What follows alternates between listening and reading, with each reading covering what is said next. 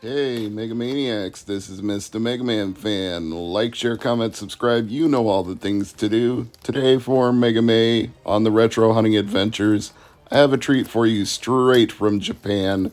And I wasn't sure it would get here in time for Mega May because the original estimated shipping receipt date was June 13th, but the seller used FedEx, and per FedEx standards from Japan to the United States, it was faster than I expected.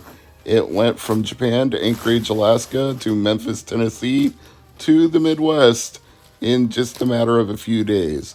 One thing FedEx does well is getting things efficiently from overseas to the United States.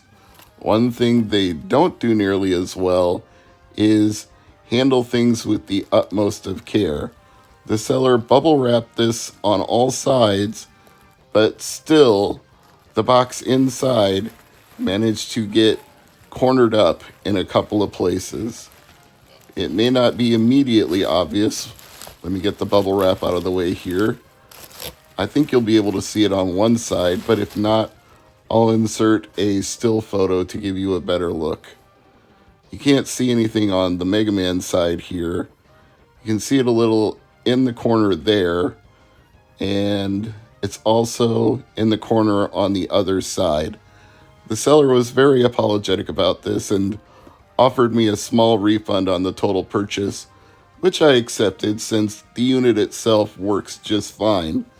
If you don't know what this unit is, by the way, it's a Tron Retro Station. It's a Capcom game system with 10 games built into it that are half Mega Man and half Street Fighter. It's a celebration of both titles. Let me insert that photo here, though. I know stuff can happen when you're getting a box this large from a foreign country and it has to make it all the way to the US in one piece. So I'm not terribly mad. It could have been a lot worse, but an undamaged box would have been nice. It's not for lack of care on the seller's part. It's probably just that FedEx threw it into a cargo hold and then threw it into the back of a truck. So, well, what can you do? I mean, even if he had put the box inside of a box and bubble wrapped both the outside and the inside, it might have still ended up this way just from their handling of it. What I was most concerned with was that what was inside would work. And it's nice that the Tron Retro Station includes a power supply, which for what you pay for it, it damn well should. It's going to cost you a couple $100 no matter what way you get it, whether it's eBay or you use a shipping partner like Tenso and get it from somebody other than eBay.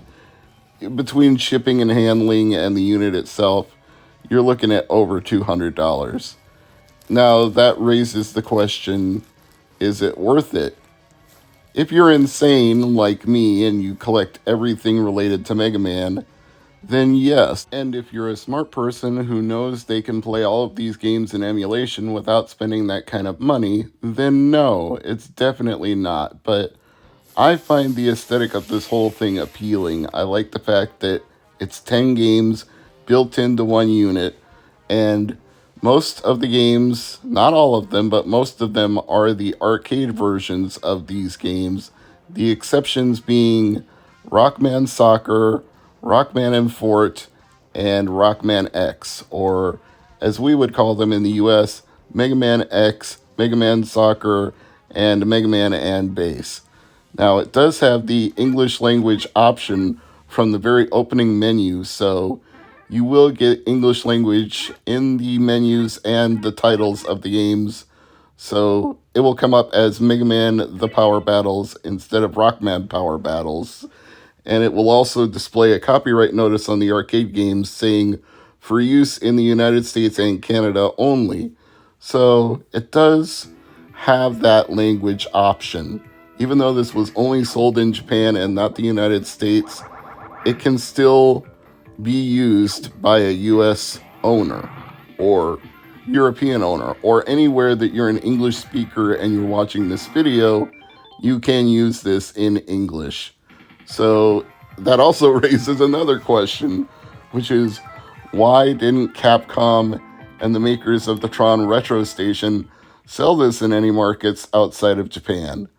Maybe they just thought there wouldn't be enough demand for it outside of that territory, but it's very interesting to me that they included these English language options and variants and then didn't sell it outside of Japan. And you have to jump through all these hoops if you really want to get one for your collection, like I did. Besides using a MAME arcade setup to emulate the arcade games included on this, you could also get a couple of versions of the Mega Man Power Battle games in console form. But that's kind of tricky. Like, Mega Man Anniversary Collection has them as unlockables, but they aren't available by default, and if you don't know they're there, you wouldn't know they're there.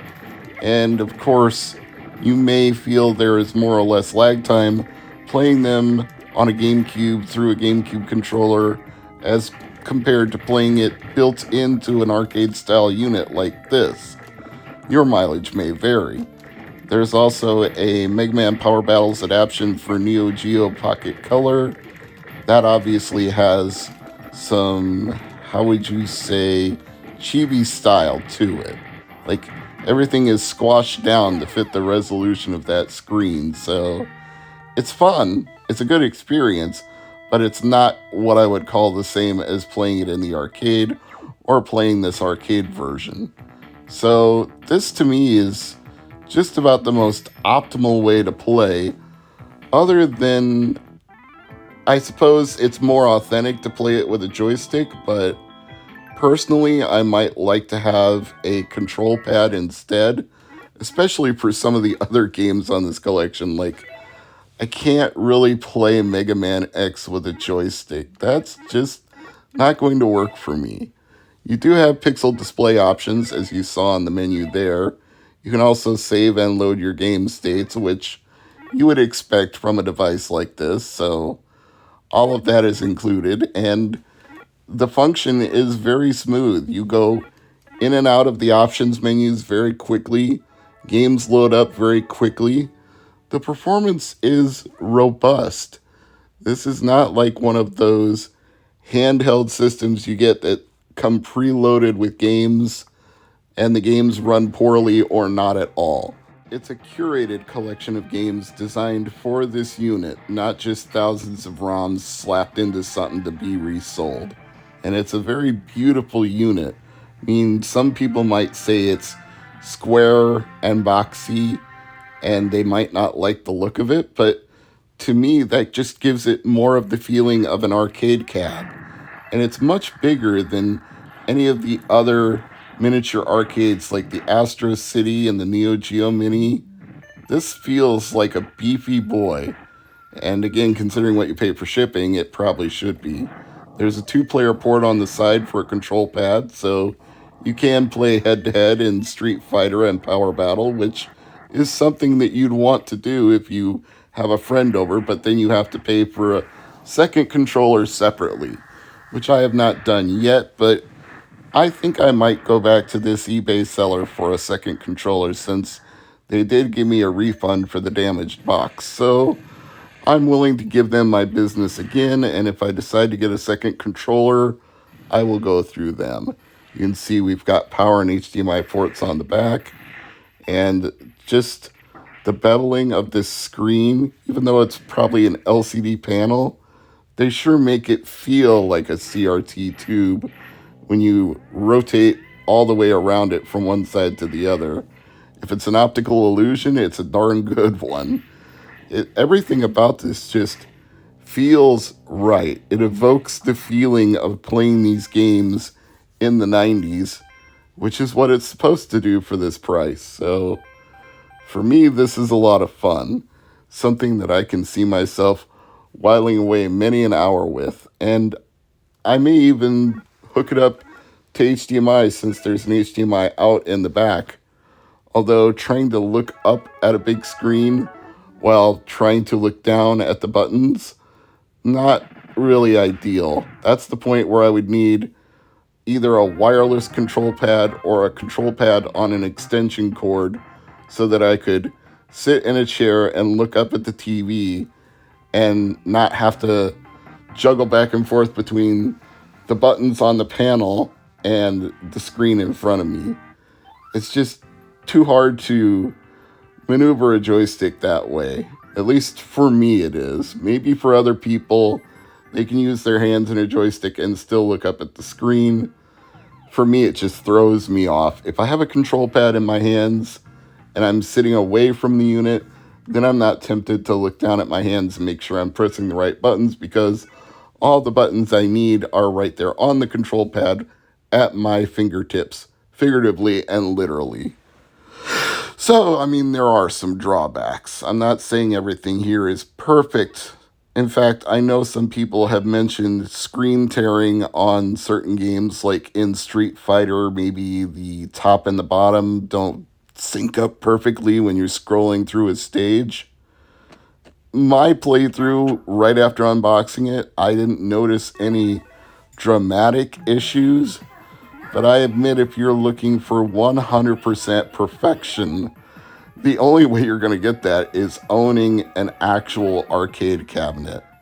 That's where you can do the value estimation on this. Like, what's going to be your real value? Paying a couple $100 plus shipping to play almost perfect arcade games, or spending hundreds of dollars per arcade cabinet and having the room to store them all? And again, emulation is going to cost you nothing compared to either of those options.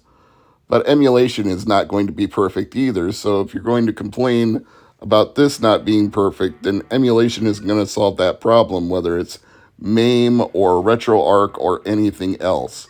So choose to spend your dollar in whatever way that you want. But as a Mega Man collector, this makes me very happy. And the Street Fighter games are just kind of a bonus on top of that. So that's my verdict, if you will. I think it's fun if you're a Mega Man Rockman collector. I think it's a little pricey if you're not. And since it's half Mega Man games and half Street Fighter games, some Mega Man collectors may want more than what's offered here. But I'm just of the opinion that for these standalone Power Battle 1 and 2 games in this form factor, it's worth it to me. Thanks for watching.